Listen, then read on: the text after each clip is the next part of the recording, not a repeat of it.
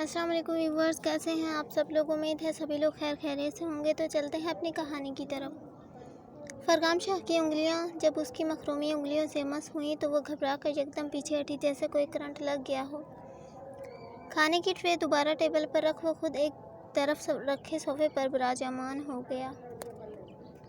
बैठ जाएं आप भी, उसे मुसलसल खड़े देख आखिरकार फरगाम को उसे बैठने का बोलना ही पड़ा।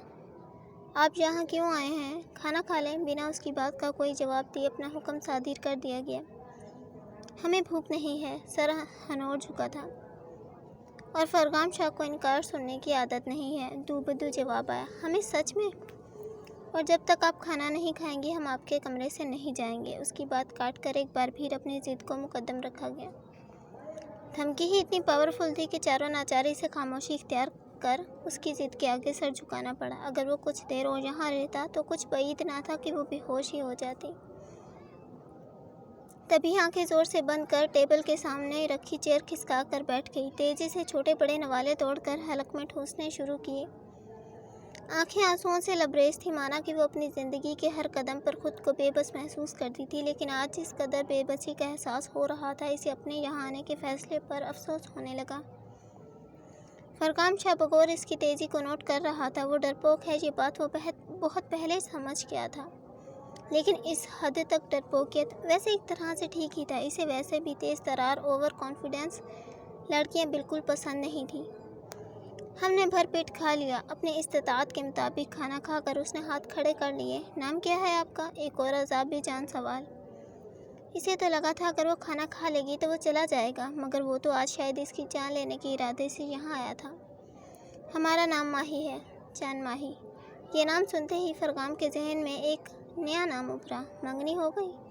इस बार सवाल हालात और तवक्कुआत के बरक्स था। वो तो यही सोचकर इन सवालों के जवाब दे रही थी कि शायद बगैर इत्तला इस घर में आई है। इसी वजह से ये सवालों जवाब हो रहे हैं। लेकिन वो इंसान तो पर्सनल सवाल करने लगा था। हम आपको इस बारे में कुछ भी बताने के पाबंद नहीं हैं। बड़ी मुश्किल से सख्त लहजा अपनाकर खुद को मजबूत जाहिर करने की कोशिश की, मगर सामने कोई आमताम इंसान नहीं बल्कि फरगाम शाह था, जो अच्छे तरीके से जानता था कि ये लड़की किस हद तक बहादुर है। दोबारा मुझे इनकार मत करना, सख्त वार्न करता लहजा। सारी मजतमा की गई हिम्मत पल भर में भाप बनकर उड़ गई। मगर एक बार फिर इनकार करना चाहा, अपनी दफ़ा में अपने हक़ में कुछ बोलना चाहा। दिल शिद्दत से चीख रहा था, बोल दे इस इंसान को, इसे कोई हक़ हासिल नहीं है इसकी पर्सनल ज़िंदगी के बारे में कोई भी सवाल करने का। वो यहाँ मेहमान बनकर आई है तो इसका ये मतलब बिल्कुल नहीं है कि वो किसी के भी अजीबोगरीब सवाल के जवाब देगी। हमने कुछ पूछा है, पहले आप इसका जवाब हमें दें। मुराकबे में आप हमारे जाने के बाद भी जा सकती हैं। लहजा सख्त बुलंद आवाज़ के साथ जब दोबारा सवाल किया गया तो वो घबरा गई। झट से दरवाजे की सिमत देखा। मुबादा उसकी तेज़ आवाज़ सुनकर कोई आ गया तो न जाने कितने फसाने बनेंगे। नहीं, हमारा कोई मंगेतर नहीं है। किसी से प्यार करती हैं? नहीं। जिस तेज़ी से सवाल किया गया उसी तेज़ी से यकलफ्ज़ी जवाब भी आया। मम्मा पापा कहाँ हैं? अल्लाह जी के पास। और बस यही सवाल था जिसके जवाब पर उसके सब्र का पैमाना लबरेज हो गया और वह फरगाम शाह के सामने ही फूट फूट कर रो दी। Okay, cool down. हम बस यहाँ ये बताने आए थे कि सुबह आप तैयार रहिएगा। हम आप और किंजा को घुमाने अपने डेरे और ज़मीनों पर ले जा रहे हैं। तैयार रहिएगा। इत्मीनान से बोलकर वो उसका रहा सहा सुकून भी गारत कर गया। वो हैरत ज़दा सी अपना रोना भूल कर सकते की हालत में आ गई। क्या वो बस इतनी सी खबर सुनाने के लिए उसे इतना जलील कर रहा था? वो छोटे छोटे कदम उठाता दरवाजे की सिमत बढ़ा। जब उसे यकीन हो गया वो रोना भूल चुकी है, तब वो लंबे लंबे डग भरता अपने कमरे की जानब बढ़ गया। मेरी बच्ची के साथ बहुत बुरा हुआ है। दिलावर शाह के पास हमें इंसाफ नहीं मिलेगा। हमें किसी ने बताया कि तुम हमारी मदद कर सकते हो।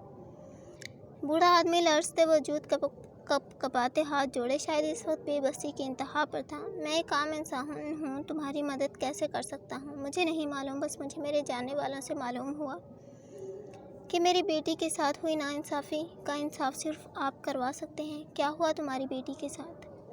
वो खामोशी से बूढ़े आदमी की बेबसी को देखने लगा। गरीबी, लाचारी, बेबसी, दर्द, तकलीफ़, शायद आज उसके साथ भी जुल्म की इंतहा हो गई थी। इसीलिए उनकी मदद वो भले ना कर सके, मगर उनका दुख दर्द बांट तो सकता था। इंसाफ की आस लगाए वो बुज़ुर्ग आदमी अपने साथ हुए जुल्म की दास्तान सुनाने लगा। जैसे जैसे वो सारे हालात और वाक़यात बता रहा था, उस आदमी के दिमाग में कूंदा सा लपका। बाबा, फ़िक्र करने की ज़रूरत नहीं है, तुम्हें इंसाफ ज़रूर मिलेगा। बस तुम्हें अपनी बेटी को लेकर हुमायूं कोट यानी कि गांव में जाना होगा। हुमायूं कोट के नाम पर वो बूढ़ा आदमी यकदम चौंका। नहीं नहीं, ये मैं कैसे कर सकता हूँ? हम गरीब लोग हैं। दिलावर खान और मीर शाह की दुश्मनी को कौन नहीं जानता। अगर दिलावर खान को पता चला हम इंसाफ की पुकार लेकर इसके बजाय मीर शाह के गांव गए हैं, तो ना जाने वो मेरे घर वालों के साथ क्या करेगा। बूढ़ा आदमी हद दर्जा डर गया था। देखो बाबा जी, इंसाफ चाहिए तो वहाँ जाना पड़ेगा, क्योंकि लोहे को लोहा ही काटता है। जिसने तुम्हारी बेटी के साथ ज्यादती की है उसे दिलावर खान सपोर्ट कर रहा है, और दिलावर खान के होते हुए तुम्हारी मदद पुलिस भी नहीं करेगी। फिर एक आम आदमी इस मामले में इंसाफ की उम्मीद लगाना फजूल तरीन सोच है। अब तुम सोच लो, तुम्हें अपनी बेटी के लिए इंसाफ चाहिए, या फिर बाकी सब की तरह तुम भी लबों को सीकर ज़िंदगी गुजारना चाहते हो। अपनी तरफ से समझाकर उसने आखिरी फैसले का हक उस बूढ़े आदमी के सुपुर्द कर दिया। क्या हुमायूं कोट तक कोई जाने नहीं देगा? वो एक बार फिर बेबसी से सर झुका गया। बाबा जी, इसकी फ़िक्र आप मत करें। आप और आपकी बेटी को हुमायूं कोट तक पहुंचाना हमारा काम है। रुक जाओ शब्बो रानी। वो खाने की ट्रे लिए दोबारा किचन की तरफ बढ़ रही थी, तभी अरहाम बोतल के जिन की तरह ऐन उसके सामने नमूदार हुआ। हाय अल्लाह छोटे साईं, आज तो मेरी जान ही निकल जाती। शब्बो ने दुहाई दी। जान तो तुम्हारी अब निकलेगी। हाथ में छुरी पकड़े इसने शब्बो को डराने की भरपूर कोशिश की। क्या मतलब साईं? वो थोड़ी खौफज़दा हुई, मगर चौंका। अरहाम की हंसमुख तबीयत से सब लोग वाकिफ़ थे, इसीलिए उसके किसी भी रिएक्शन का किसी पर कोई ख़ास असर न होता था। ये खाना माही के कमरे में किसने भिजवाया था? कोई और सवाल होता तो शायद वो झट जवाब दे देती, लेकिन यहाँ अगर जवाब दिया तो अरहाम शाह मारे ना मारे, मगर फरगाम साइद से वो किसी तौर नहीं बच सकती थी। मैं खुद लेकर गई थी साईं। तुम तो लेकर गई थी, मगर किसके कहने पर लेकर गई थी? वो बगौर शब्बो के चेहरे की घबराहट मुलाहिजा कर रहा था। देखो शब्बो, अगर तुमने झूठ बोला तो मैं तुम्हारा सच तुम्हारी माँ को बता दूंगा। अरहाम ने इस बार ब्लैकमेलिंग का सहारा लेना ज़रूरी समझा। क्या मतलब साईं? कौन सा सच? वो हैरान हुई। भला इसने ऐसा क्या कर दिया जिसकी धमकी छोटे साईं उसे दे रहे हैं? अकरम के बारे में तुम्हारी माँ को बता दूंगा। कल तुम उससे मिलने नहर वाले पुल पर गई थी। अरहाम ने तो जैसे उसके सर पर बम फोड़ दिया।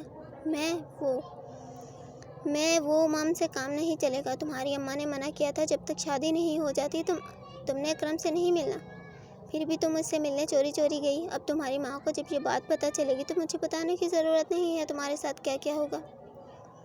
आसमान की तरफ मुँह करके वो शब्बों को आने वाले वक्त की संगीनी का एहसास दिलाने की कोशिश कर रहा था। देखें साईं, आप बात को समझने की कोशिश करें। मैं आपको कुछ नहीं बता सकती, वो रुहासी हुई, लेकिन मैं तुम्हारी माँ को सब कुछ बता सकता हूँ। इसकी हालत देख आराम को अब मज़ा आने लगा। ऐसा मत करें साईं, आखिरकार वो मिन्नत समाजत पर उतर आई। मैं ऐसा क्यों ना करूँ? कोई तो वजह होनी चाहिए। अगर तुम मुझे मेरे सवालों के सही जवाब दोगी तो हो सकता है मैं किसी को कुछ ना बताऊं। फरगाम साईं मुझे जान से मार देंगे, वो मनमनाई। अगर ना बताया तो तुम्हारी माँ तुम्हें जान से मार देगी। तुमने मेरा बहुत वक्त ज़ाया कर दिया। बस अब मुझे तुम्हारी माँ के पास जाना चाहिए।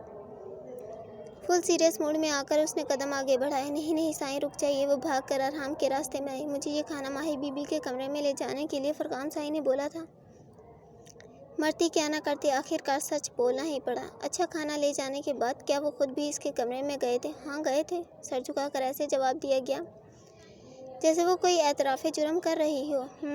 क्या क्या बातें हुई इन दोनों के दरमियान, वो सब मुझे नहीं मालूम। शब्बों को दूसरों की बातें सुनने की आदत नहीं है, और फरगाम साई की बातें सुनकर मैंने अपनी मौत थोड़ी बुलवानी है। वो भी मुंह बनाकर गोया हुई। सारा कसूर इसे इस वक्त अपना ही नज़र आ रहा था। ना वो अकरम से मिलने जाती, ना छोटे साईं उसे ब्लैकमेल करके सब कुछ उगलवाते। मजबूरी में सारा सच उगल बैठी। लेकिन अगर फरगाम शाह को इस बारे में कुछ भी मालूम हुआ तो उसकी खैर नहीं। हाय अल्लाह जी, मैं कहाँ फंस गई। इन बड़े लोगों के तो बड़े बड़े झमेले होते हैं। मन ही मन वो खुद को कोसने लगी। अच्छा ठीक है शब्बो, फ़िलहाल तुम जाओ। अगर मुझे दोबारा किसी इन्फॉर्मेशन की ज़रूरत महसूस हुई तो मैं सबसे पहले तुम्हें ही तकलीफ़ दूंगा। जाते जाते भी वो उसे तपा कर गया। इस बात में सर हिलाकर रोनी सूरत बनाए दोबारा आगे बढ़ गई। हम तो फरगाम भाई दी एंग्री यंग मैन, जो आज तक अपने होने वाले मंगेतर के कमरे में जाना भी गुनाह समझते थे, वो आज एक मेहमान के कमरे में गए। इसके लिए खाना भी भिजवाया। खोजी अरहान, दाल में कुछ काला नहीं बल्कि पूरी की पूरी दाल ही काली है। अगर जल्दी से इस दाल को सूंघ कर इस तक नहीं पहुंचा गया तो यकीनन तुझे बदहज़मी होना तय है। इसे अपनी फ़िक्र होने लगी। इतना सस्पेंस उसकी बर्दाश्त से बाहर था। अस्सलाम वालेकुम, कैसी हो? आज किंजा सुबह इसके कमरे में आ धमकी थी। जाए नमाज उठाकर अलमारी में रख वो पूरी तरह इसकी तरफ मतवज्जा हुई। आंखों में सुर्ख डोरे अभी तक तैर रहे थे। अनजाने में ही सही, फरगाम शाह ने उसके माँ बाप की याद दिलाकर उसे तकलीफ़ पहुंचाई थी, मगर माही के हिसाब से फरगाम शाह का इसमें ख़ास कसूर न था। अगर वह इनके बारे में जानता तो शायद कभी भी ये सवाल पूछने की हमाकत न करता। वो माही, तुम कल की बात को लेकर ज़्यादा मत सोचना। वो जब फरगाम साईं ज़्यादा गुस्से में होते हैं तो किसी का लिहाज नहीं रखते। हम सभी लोग इस बात को जानते हैं, लेकिन चौका तुम जहाँ नहीं हो तो इस बात को ज़्यादा दिल पर मत लेना। अब तक तो इस बात को सभी लोग भूल भी गए होंगे। अगर तुम्हारे दिमाग में कुछ भी खटक रहा है तो मुझसे डिस्कस कर लो। किंजा ने बगौर इसके मुरझाए चेहरे की तरफ देखा। नहीं किंजा, हम कुछ भी ऐसा नहीं समझ रहे। अगर रिश्ते में हर मौके पर उतार चढ़ाव आते हैं और जैसा कि आपने बताया इन्हें गद्दी नशीन करने की तैयारियां चल रही हैं तो हम समझ सकते हैं इन पर सारे गांव की जिम्मेदारियां हैं। वो धीमा सा मुस्कुराए तो किंजा ने भी सुख का सांस लिया। शुक्र है इसने ऐसा वैसा कुछ नहीं समझा, वरना सारी इज्जत का कचरा हो जाता। अच्छा चलो, आज हम नाश्ते के बाद डेरे और ज़मीनों पर घूमने जा रहे हैं। वो खुशी से चहकी तो माही बस मुश्किल मुस्कुरा पाई। दिल ने शिद्दत से कल रात वाली बात पर शिकवा करना चाहा। आखिर इसे क्या ज़रूरत थी इतनी छोटी सी बात का पैगाम फरगाम शाह के हाथों भिजवाने की। वो खुद भी तो आकर ये सब बता सकती थी, लेकिन इसके चेहरे की इतनी खुशी देखकर वो कुछ भी न बोल पाई। उसके हिसाब से डेरे पर जाने का पैगाम किंजा ने फरगाम के हाथों भिजवाया था। बीबी जी, बड़े साईं ने आप दोनों को नाश्ते पर बुलाया है। शब्बों ने कमरे के बाहर से ही हाँक लगाई। चलो माही, पहले हम नाश्ता कर लेते हैं, इसके बाद आज हम गांव की सैर करने भी जाएंगे। वो मुस्कुरा कर इसे भी आने का बोलकर बाहर की तरफ बढ़ गई। माही पीछे पीछे बेदली से इसके कदमों से कदम मिलाने की नाकाम कोशिश करने लगी। दिल हर चीज़ से उचाट हो गया था। क्या हर जगह मेहमानों के साथ यही सलूक रवा रखा जाता है? वो इनके दरमियान नहीं जानना चाहती थी। वजह सिर्फ और सिर्फ फरगाम शाह था, जिसकी नज़रें ना जाने क्यों बड़ी अजीब महसूस हो रही थी। कल रात जिस तरह वो इसे सरतापा नाप रहा था, भले वो सर झुका कर बैठी थी, मगर महसूस करने की उसे एहसास दिला रही थी कि वो मुसलसल उसे ही घूर रहा है। शाह हवेली से वो उदास सी गाड़ी में बैठी थी, लेकिन गांव के हरे भरे मनाजर देखकर खुद ब खुद रिलैक्स हो गई। वाकई ये गांव बाकी सबसे अलग था। यहाँ गंदगी ना थी जो आमतौर पर गांव में देखने को मिलती है। कुशादा साफ सुथरी कच्ची गलियाँ, दुकानें, गलियों में बेफिक्र मुस्कुराहट समेटे खुशदिली से खेलते घूमते फिरते बच्चे, बूढ़े और औरतें, सभी के चेहरों की मुस्कुराहट उसे भी मुस्कुराने पर मजबूर कर गई। सबसे बढ़कर जहाँ जहाँ से उनकी गाड़ी गुजर रही थी, सभी लोग उन्हें सलाम अपना फ़र्ज़ समझकर कर रहे थे। आखिरकार फरगाम शाह का डेरा भी आ गया। ये डेरा शायद कई किनाल पर मुश्तमिल था। ये ज़मीनें फरगाम शाह के आबाओ अजदाद की थी, जिसके कुछ हिस्से में ये डेरा कायम किया गया था, जहाँ बहुत सारे हिस्से बनाए गए थे। एक हिस्सा इस तरह डेकोरेट किया गया था कि इस सीमत देखने पर वहाँ किसी महल का गुमान होता था। एक पल के लिए इंसान भूल जाता था वो किसी डेरे पर आया है। दूसरी तरफ एक बड़ा हिस्सा हरियाली का था, जहाँ तरह तरह के दरख्त और पेड़ पौधे लगाए गए थे। शायद माही तो इनमें बाज़ दरख्तों को सिरे से ही नहीं जानती थी। तीसरा हिस्सा पूरा ही कच्चा था, जहाँ नज़र दौड़ाने पर एक वसीई मैदान का गुमान होता था। गौर से देखने पर इसे मैदान के एक कोने में भैंसों बकरियों के लिए बरामदे की तरह एक छप्पर सा तैयार किया गया नज़र आया। वो पहली बार ये सब देख रही थी, इसलिए इसका हैरान होना बनता था। चलो माही, हम भी जंगल की साइड चलते हैं। वो इश्तियाक से इन मनाजिर को देखने में मगन थी जब एक बार फिर किंजा इसके पास आई। जंगल? यहाँ कोई जंगल भी है? वो हैरान हुई। हाँ जंगल है, लेकिन वो कोई ख़तरनाक जंगल नहीं है, बल्कि वो जंगल भी हमारा है, जहाँ फरगाम साई ने दूसरे ममालिक से हिरन लाकर पाले हैं और हर हफ्ते वह इनका। क्या आप सच कह रही हैं किंजा? वहाँ हिरन? हमें वहाँ ले चलो। किंजा की पूरी बात सुने बगैर वो पुरशौक अंदाज में चहकी। वो भी कंधे उचकाकर उसे लिए जंगल के हिस्से की तरफ बढ़ गई। ओ फल्ला जी, ये कितना प्यारा है। जंगल पहुंचते ही वो हिरन के छोटे से बच्चे को छलांगे लगाता देखकर चहक उठी। अब सच में लग रहा था वो घूमने आई है। सारी उदासी हिरन के इस मासूम बच्चे को देखकर उड़न छू हो गई। शोना, हमारे पास आ जाओ। इसे पकड़ने की गर्ज से वो इसके पीछे पीछे दौड़ी, मगर वो छोटा बच्चा होने के बावजूद बड़ी बड़ी छलांगे लगाकर इससे दूर हो जाता। उसकी मासूम शरारतों पर वो खिलखिलाकर हंसी। खनकती हंसी जब फरकान शाह के कानों से टकराई, हिरन की तरफ निशाना बांधते हुए उसका सारा ध्यान भटक कर इस परी बेकर की तरफ चला गया, जो हिरन के बच्चे को पकड़ने की जद्दोजहद में खुद को हलकान कर रही थी। कितनी मासूम दिल छू लेने वाली मुस्कुराहट थी। आज से पहले वो डरी सहमी आंसुओं से लबरेज आंखें लिए फरकान शाह के सामने आई थी। उसका हर रूप सुहाना था। हर रूप में वो फरकान शाह के दिल के तमाम तार हिला गई थी। लेकिन आज इस खनकती हंसी ने जो जादू चलाया था, शायद इससे पहले दिल ने कभी इस तरह अजीबोगरीब अंदाज में अटखलियाँ नहीं की थी। अरहाम हैरत से अपने भाई के लापरवाह अंदाज को देखने लगा। हाथ में राइफल पकड़े निशाना बांध रखा था। हिरन कब से अपनी जान बचाकर भाग चुका था, लेकिन इसके भाई की निगाहों का जाविया तो माही की तरफ था। ये भाई आखिरकार इस लड़की में इतनी दिलचस्पी क्यों दिखा रहे हैं? ये नज़ारा देख वो मज़ीद कंफ्यूज हुआ। पकड़ लिया।